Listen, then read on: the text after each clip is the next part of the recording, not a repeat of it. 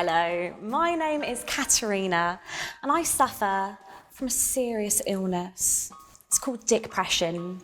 Now, if you don't know what that is, it's when you're depressed due to the lack of dick you've had. Because the year started good for me. I had a boyfriend, I was thinking new decade, new dick. Because being single, it got boring. Like sometimes I used to lie in bed and hit myself with a pillow and be like, baby stop, I'm tired. But it hasn't been a good year. And then coronavirus came along. And I thought to myself, you know what? This is a good opportunity, for me to reinvent myself, focus on my dreams. And May actually said to me, Kat, if you really want something in life, you need to manifest it. But by this stage, all I could think about was just manifesting some really good dick. And to be honest, I ain't getting any lockdown and cockdown.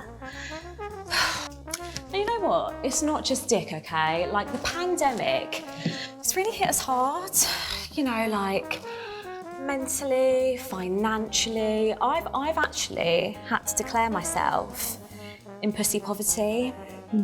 Now, if you don't know what that is, it's when your vagina is poor, it's bankrupt. And I just want to be living my rich pussy life. I want a hot girl summer. I feel like Matt Hancock has had a more hot girl summer than I have. It's terrible, it's terrible. But seriously, the other day, this really good-looking, DHL driver arrived at my door. And he looked at me and I looked at him and he was like, can I get a photo? And I was like, oh, what, of me? Okay, well, if you insist. And he was like, no, I meant of the package. And I'm telling you, that is the most action I've had all year. So what do you do when you're horny and dick-pressed? You arrange a dick appointment, which means you arrange to meet up with someone for sex. And there are many ways to do this, okay? But the best way would be to get yourself on a dating app. Now, there are many options for you. There's Hinge, Bumble, Tinder. Hinge, I would say, is for the creative person, the edgy creative person, probably lives in East London. Bumble, I would say, is for the independent woman, someone who wants to message first. And Tinder is for anal. Yeah, that's what Tinder is for, yeah. But anyway, I like to go with Hinge personally, and I thought I would share with you some of my personal favourite chat-up lines that I have received on Hinge. Are you a New Year's resolution? Because I plan on doing you for the first few weeks of January and then forgetting about you for the rest of 2021. True story. Or once, a guy said to me, babe, forget Netflix and chill. I want to IMAX and climax you. And I'm not going to lie, that sounds like a pretty incredible cinematic experience, doesn't it? I'm game. I'm up for that. I'm game for that.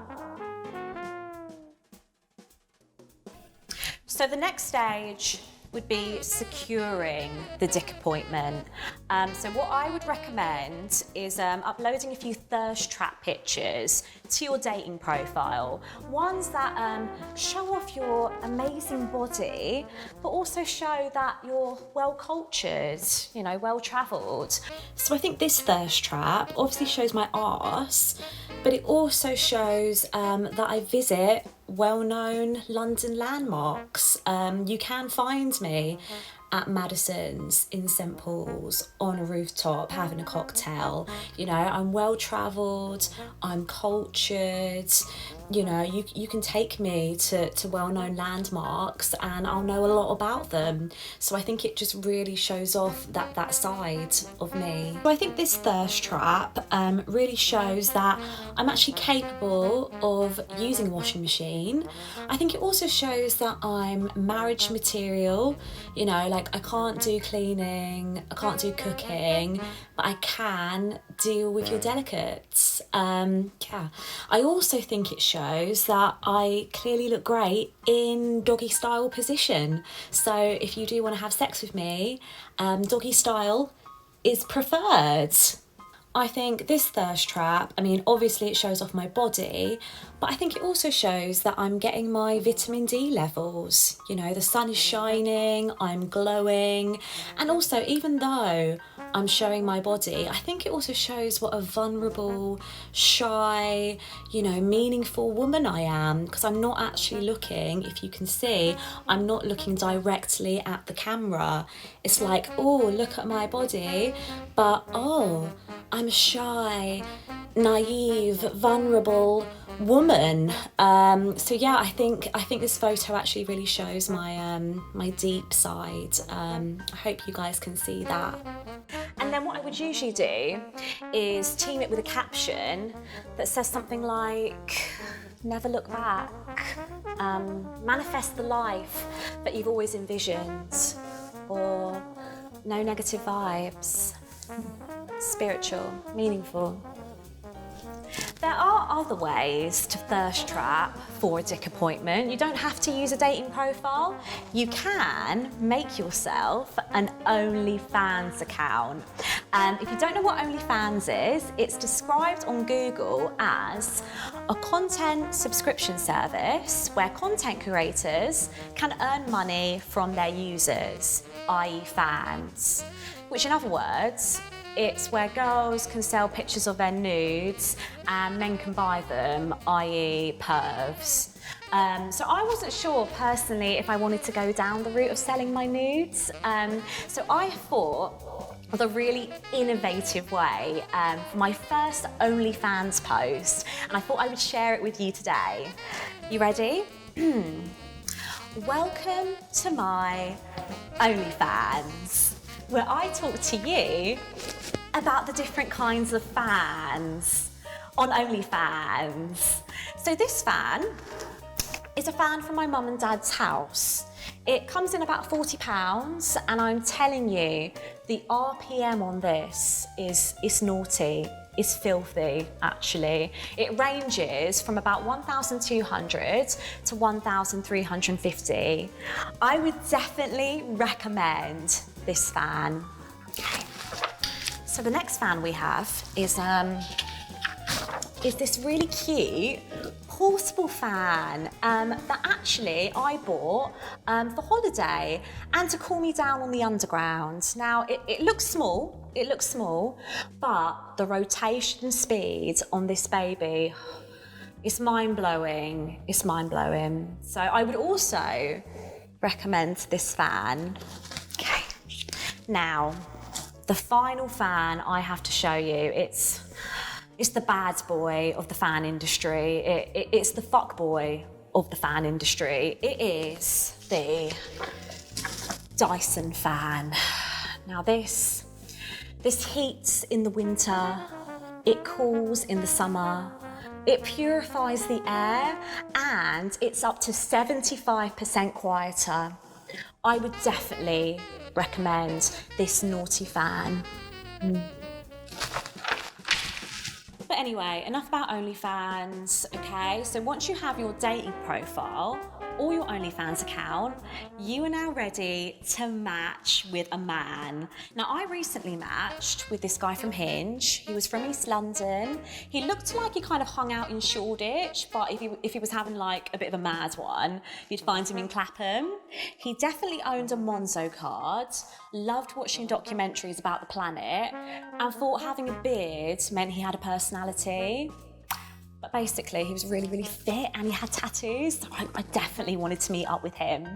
Now, we arranged to meet up on Friday, which was perfect. It gave me a solid week to prepare for my dick appointment because preparation is crucial. You can't be going in blind. So I'm going to share with you some tips on how you prepare for a dick appointment. So the first step would be to show your glow. Fake tanning is crucial before a dick appointment. Now, if he's about a 6 out of 10, I would recommend buying a £4 bottle of St. Moritz. If he's anything above a 6, then you're gonna have to splash out. You're gonna have to buy that £20 bottle of Bondi Sands. You've got to do it. I mean, see it as an investment.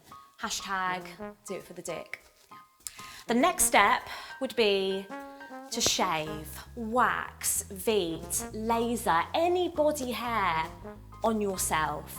I mean, you've got to think of your vagina as like a TripAdvisor. You want him to leave a good review. You want him to say, I'll definitely return. You know, it was an escape to paradise, an escape to the chateau. You want him to leave a good review. So that's step number 2. And now step 3 would be lingerie. Men are very visual creatures, and I would say if your dick appointment is really good looking, I would get a matching set. If he's not, then just settle for that Primark thong.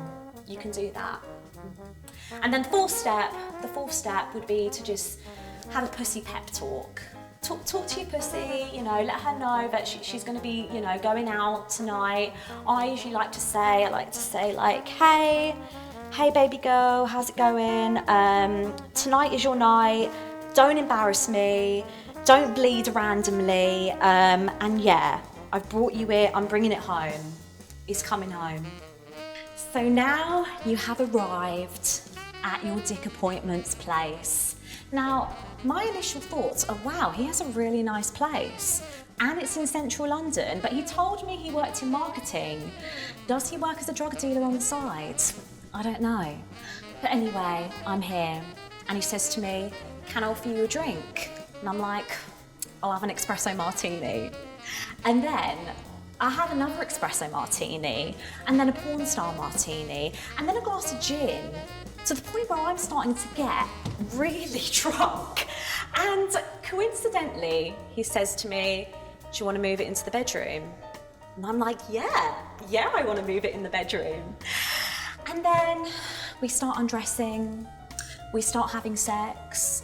But you know when you start to get a bit too drunk during sex, like you think you're amazing, but maybe you're not. So I'm going to paint this picture for you. I was on top of him, riding him, and I decided to unclip my hair extensions and start whipping them around. Like I was riding the bucking bronco, like I was doing the lasso.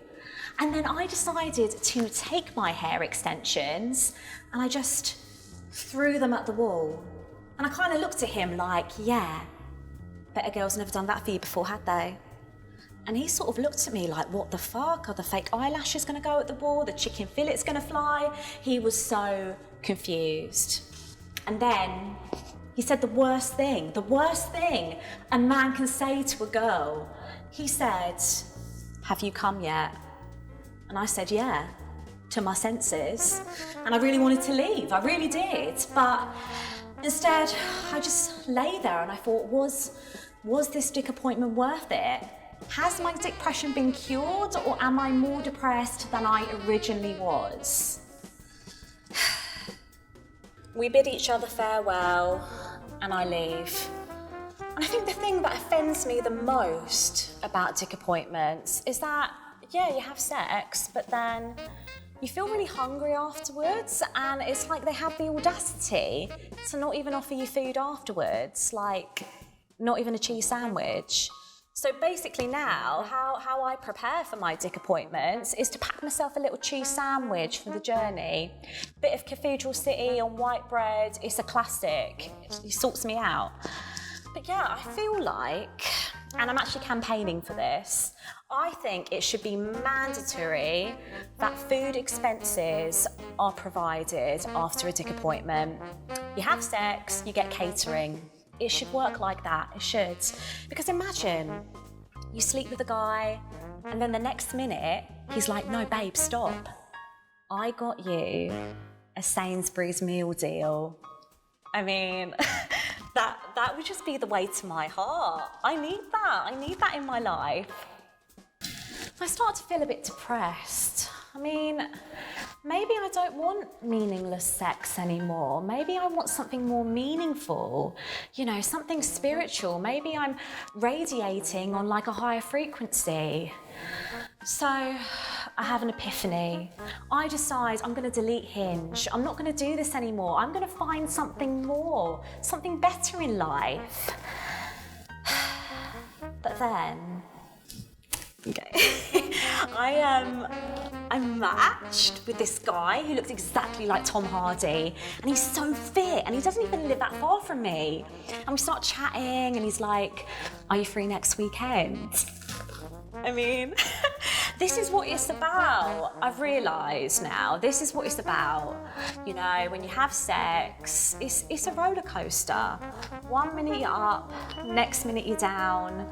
It's a roller coaster, but I am willing to ride.